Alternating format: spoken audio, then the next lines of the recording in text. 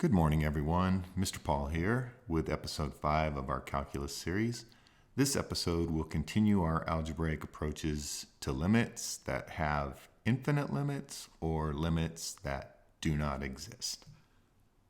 Our first example today is to find the limit as x approaches 2 of the function 3 over quantity x minus 2 squared. So let's start with step 1 of our 3 steps. So step 1, which is to plug in. So the limit as x approaches 2 of f of x is going to be 3 over 2 minus 2 squared, or 3 over 0. Now that's an indeterminate form. That could mean that the limit is negative infinity, positive infinity, does not exist. If it factors and cancels, it could be a finite limit. So because this is not finite, we move on to step 2. This is step 1, sorry. Step 2. And that is to factor and cancel.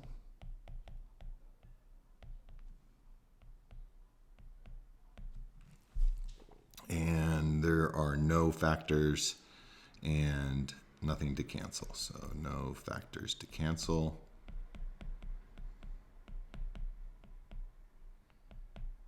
So that takes us to step 3. At this point, we know that the limit is either negative infinity, positive infinity, or does not exist. So we'll now take a look at our one-sided limits, because if the one-sided limits agree, then we have an infinite limit. If our one-sided limits do not agree, then we have a limit that does not exist. So we'll start with the left side limit, and that's the limit as x approaches 2 from the left of f of x. So what does x approaching 2 from the left look like? Let's see. Let's just pick some arbitrary values of x getting closer and closer to 2 from the left. So let's start with 1.9.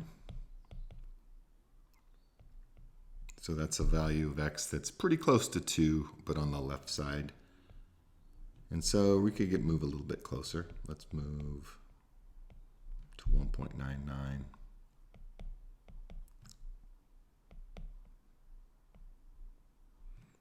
And so on.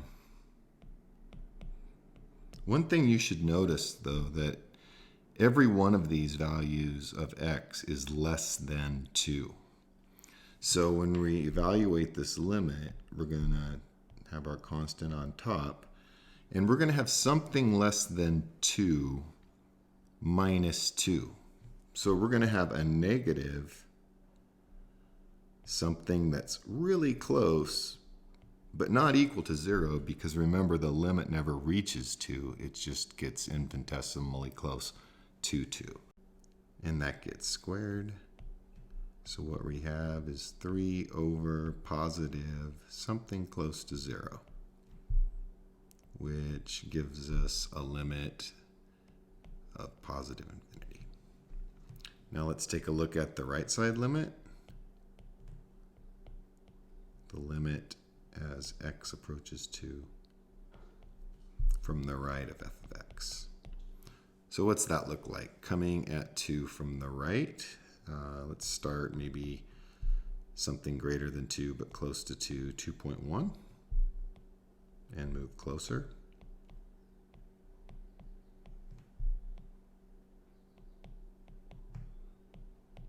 And we can move as close as we want. But what you should notice is all these values are greater than 2. So on our right side of the limit, we're going to have values that are greater than 2, very close to 0, but greater than 2 minus 2, so it's going to be a positive, something very close to 0. And we're going to square that, and we're going to end up with positive infinity again. So our left side limit equals our right side limit. So our limit as x approaches 2 of f of x equals positive infinity. So let's take a look at the graph now and see again if that supports our work here. We can see from the graph that as we approach x equals 2 from the left, that we're moving upwards towards positive infinity, and as we approach 2 from the right, we're also moving upwards towards positive infinity. For our second example of the episode, we're going to find the limit of a rational function as x approaches 1. And as usual, we're going to use our 3 steps. So step 1, plug in. Okay, so the limit as x approaches 1 of f of x would be 1 squared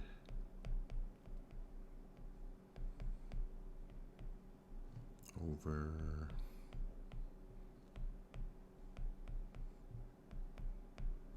so what's that? That comes out to be 2 in the numerator and 0 in the denominator. So that's not finite. That could be infinite limit, or limit to negative infinity, or it does not exist. Or we could still have, if we have factors canceling out, there's a possibility our limit could be finite. So let's go to step 2, factor and cancel.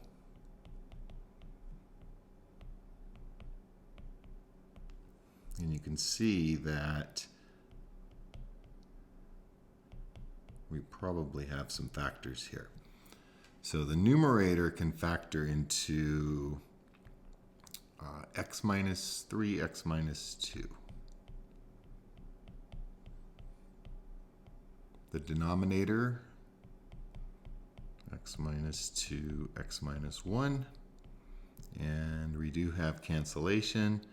So this would be the limit as x approaches 1 of x minus 3 over x minus 1. So we can plug into that, and we see that 1 minus 3 is negative 2, 1 minus 1 is 0, again, not finite. So on to step 3. Knowing that our limit is negative infinity, positive infinity, or does not exist at this point. So what we have to do is look at our one-sided limits. Starting with the left-sided limit, or the limit as x approaches 1 from the left of f of x. And before we get into that, let's look at what that means for x to be approaching 1 from the left. So let's think of a number to the left of 1, less than 1, that's close to 1.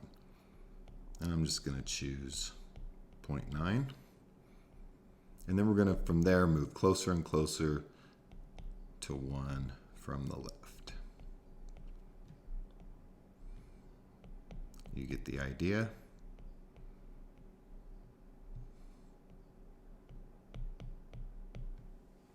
So we're going to get closer and closer to 1 from values of 1 that are less than 1. So x minus 1 is going to be negative. So let's go ahead and plug 1 into x. the numerator is going to be around -2, but we're more interested in this at this point in the denominator. Now, because our values of x are less than 1, our x minus 1 is going to be something very close to 0, but it's going to be negative. So it's going to be -2 over negative something very close to 0. That's a negative over a negative, so that's a positive infinity. Now let's take a look at the right-sided limit.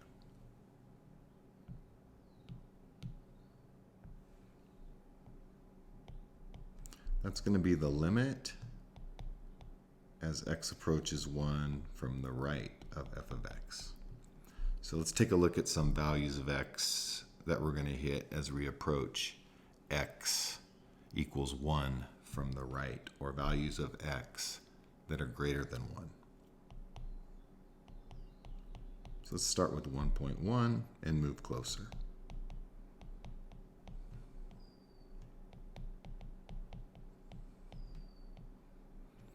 And we're going to get closer and closer and closer to 1.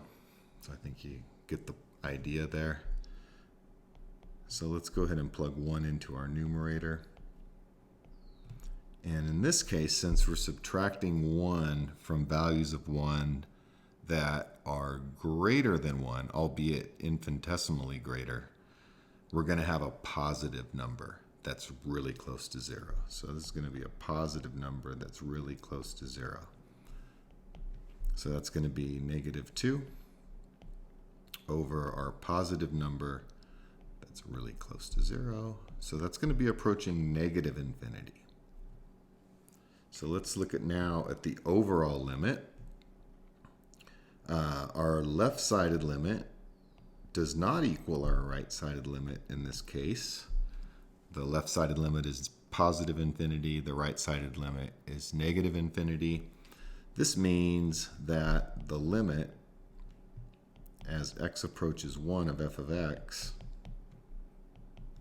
does not exist. Finally, let's take a look at the graph of this function and verify graphically what we found algebraically. We can see that as we approach x equals 1 from the left, we're heading towards positive infinity, and as we approach x equals 1 from the right, we're headed towards negative infinity, thus giving us a limit where the left side and the right side are different, so a limit that does not exist. Thanks for being with me today, and I look forward to you joining me on the next episode. Have a great day.